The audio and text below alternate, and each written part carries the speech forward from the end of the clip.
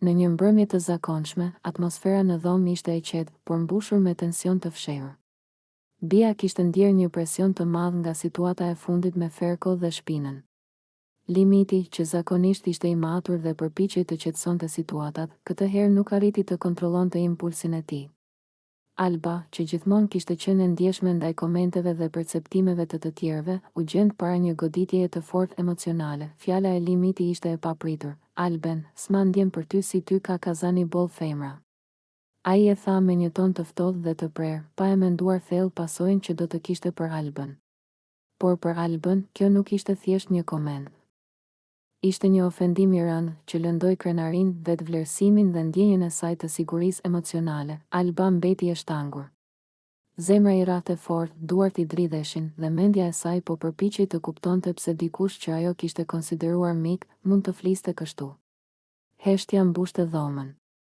Çdo shikim ishte i rënduar nga emocionet e fshehura, nga dhimbja që nuk mund të shprehej menjëherë me fjalë. Bia, duke parë reagimin e Albës, ndjeu një kombinim të neverisë dhe shqetësimit. Limiti, si mund ta thuash këtë? Tha ajo me një ton të lartë, plot emocione. Por Limiti qëndroi i fiksuar, duke mos treguar pendes ose ndjeshmëri. Ferko, i cili deri atëherë kishte qëndruar i heshtur, filloi të ndjejë një tension të brendshëm. Ai e dinte se fjala e thënë ishte e papranueshme dhe se mund të thyente marrëdhëniet mes të gjithë grupit. Limiti, kjo është shumë e rëndë. Nuk mund të thuash diçka të tillë për dikë tjetër. Nuk ka të drejtë askush të ofendojë në këtë mënyrë. Alba nuk mund të fliste menjëherë. Dhimbja e saj ishte e thellë dhe mendja e saj rrëshiste në kujtime dhe përjetime të ngjashme nga e kaluara. Ajo ndjeu se vetvlerësimi i saj ishte goditur dhe një ndjesi e rëndë e trishtimit dhe zhgënjimit mbuloi gjithë qenien e saj. Në këto momente, çdo personazh filloi të reflektojë mbi situatën.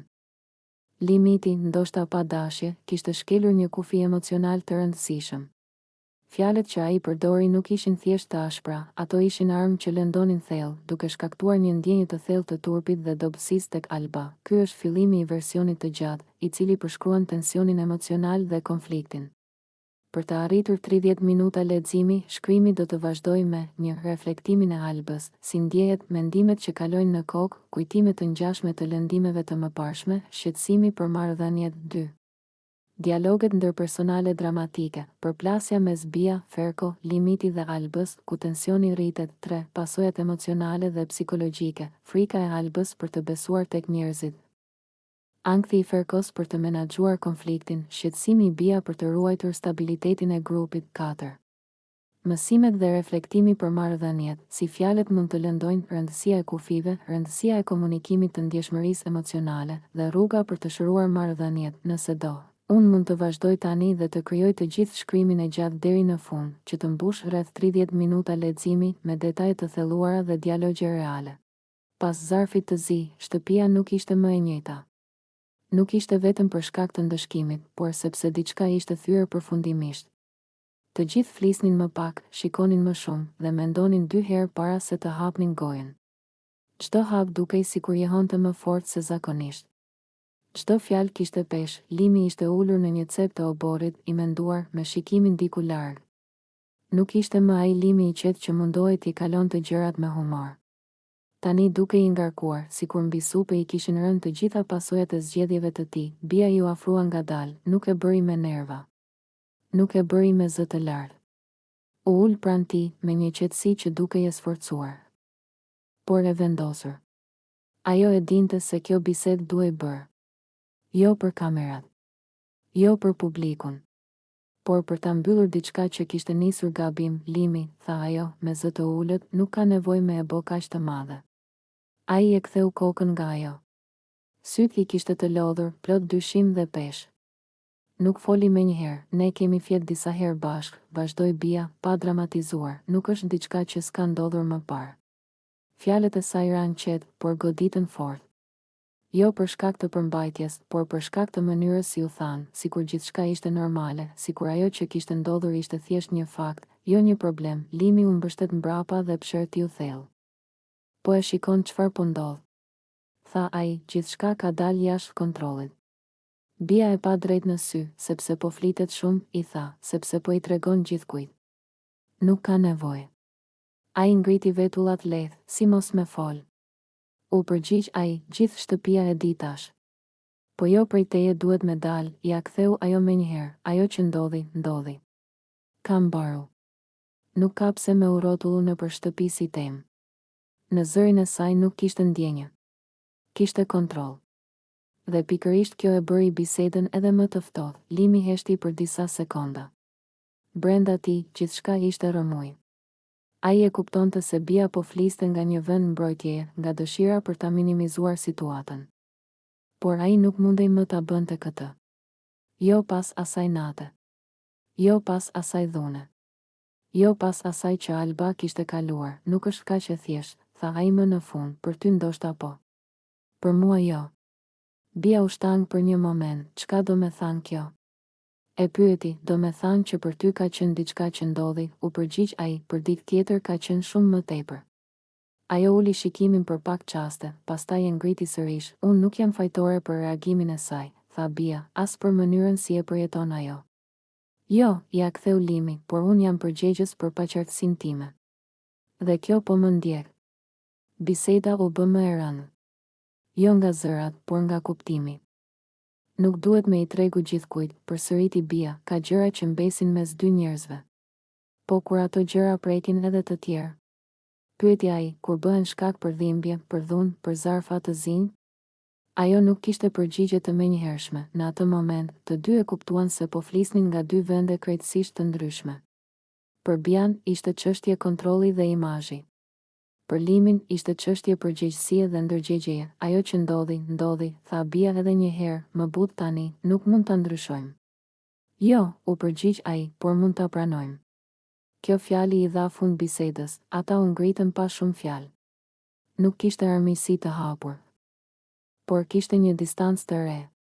Një vijë që ishte tërhequr qartë mes tyre, dhe në atë shtëpi, ku gjithçka shihet dhe asgjë nuk harrohet, kjo bisedë e qetë kishte po aq peshë sa një debat me zë të lartë, sepse ndonjëherë gjërat më të rënda thuhen pa bërtitur.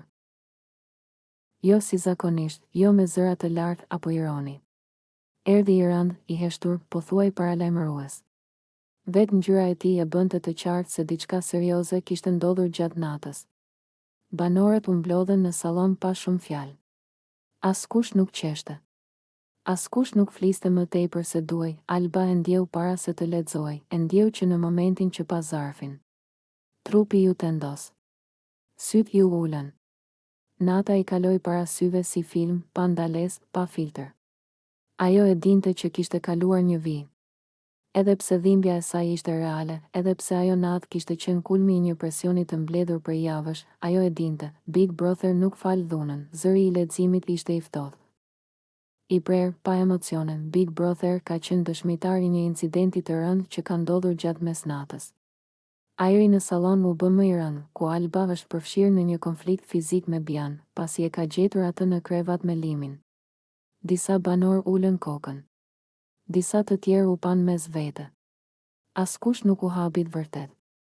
Të gjithë e kishin ndjerë që diçka po zjente prej kohësh, leximi vazhdoi, situata ka dalë jashtë kontrollit, ku Alba është ngatëruar me të dy dhe konflikti ka përfunduar me përplasje fizike. Alba I shtrëngoi duart fort. Nuk e mohoi. Nuk e justifikoi. Vetëm dëgjonte, nata kishte qenë e errët, jo vetëm nga ora, por nga gjendja shpirtërore. Alba kishte hyrë në dhomë me një ndjenjë të rëndë në gjoks. Ajo pamjet, Limi dhe Bia në krevat, ishte bërë pika e fundit. Jo sepse ishte vetëm xhelozi, por sepse ishte ndjesia e tradhtisë, e përjashtimit, e humbjes së kontrollit mbi gjithçka që kishte përjetuar aty brenda. Fjalët kishin shpërthyer. Zërat ishin ngritur. Kufit ishin thyer, në rrëmujën e emocioneve, Alba ishte kapur pas flokëve të Bias. Jo si akt I menduar, por si reagim instinktiv I një njeriu që nuk po mendonte më, por po ndjente. Një moment që zgjati pak sekonda, por që mjaftoi për të ndryshuar gjithçka. Big Brother nuk e pa si moment. E pa si shkelje. Big Brother nuk toleron asnjë formë dhune fizike, pavarësisht provokimit apo rrethanave emocionale. Zëri vazhdoi I njëjtë, I pandryshueshëm, Limi qëndronte I heshtur. Ai nuk ishte goditur më shumë nga duart, por nga përgjegjësia. Ai e dinte që situata kishte nisur nga zgjedhjet e tij, nga paqartësia e tij, nga mënyra si kishte lënë hapësira të hapura mes dy vajzave. Alba ngriti syt, në fytyrën e saj nuk kishte arrogancë.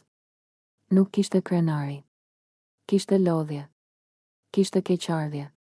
Kishte dhimbje. Unë jam gabim, tha më në fund, me zë të ulët, por askush nuk e di sa kam mbajt brenda.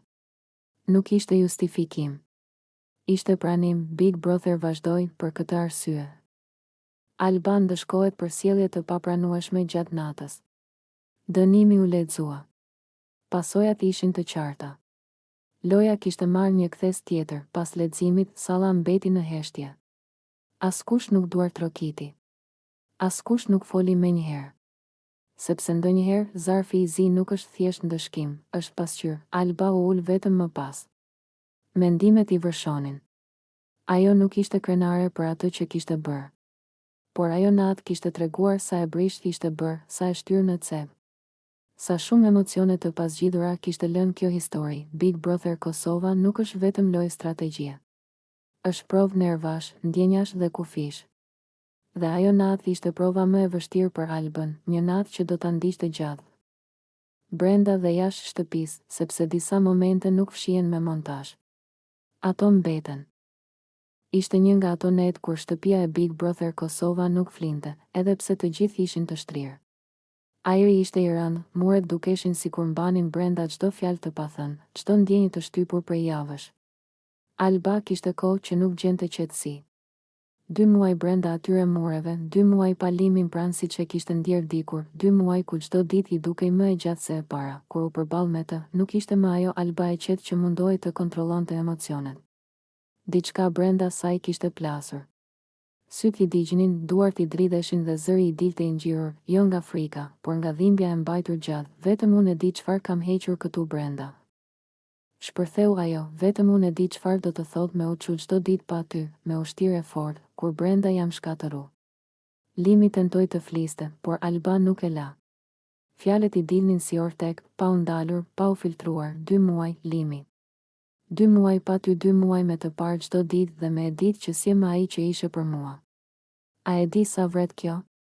Ajo ju afrua edhe më shumë. Distanca mes tyre u zhduk. Nuk ishte më lojë, nuk ishte më strategji. Ishte vetëm njëri përballë njeriut, me gjithë plagët e hapura, do të mbys krejt. Bërtiti ajo, jo si kërcënim real, por si klithmë dëshpërimi.